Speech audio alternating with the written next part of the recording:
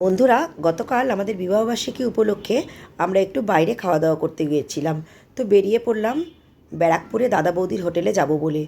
তো ট্রেন আসলো, একটু দাঁড়িয়েছিলাম, ট্রেনটা আসলো, তারপরে ট্রেনে উঠে বসলাম।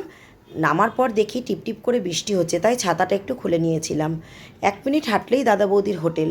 তো সেখানে গিয়ে দেখি একটু ভিড়ই আছে। তারপরে একটু দাঁড়ালাম, দাঁড়ানোর পর আমাদের দোতলায় যেতে বলল। তো আমরা লিফটে করে দোতলায় চলে গেলাম। তো সেখানে গিয়ে মেয়ে প্রথমে মেনু কার্ডটা দেখে অর্ডার করবে, কি অর্ডার করবে ঠিক করলো। তো হ্যাঁ, আমরা অর্ডার করেছিলাম মাটন বিরিয়ানি আর বাটার চিকেন, সাথে স্যালাডও অর্ডার করেছিলাম। তো দিয়ে গেল, খুব বেশি দেরি করেনি। গরম গরম, একদম গরম গরম ছিল, আর মাটনগুলো ছিল দারুণ, এত নরম কি বলবো। যাক, খুব ভালো লেগেছে। অনেক দিন পর আমরা গেলাম দাদা বৌদির হোটেলে, আগেও খেয়েছি কিন্তু অনেক দিন পর আমরা গেলাম। দেখো ভিতরের অ্যাম্বিয়েন্সটা তোমরা দেখো, কত সুন্দর করেছে। আগে অবশ্য প্রথমে যখন আসতাম আমরা, তখন কিন্তু এসব কিছুই ছিল না। যাই হোক, খুব ভালো খেয়েছিলাম, এত সুন্দর লাগছিল কি বলবো।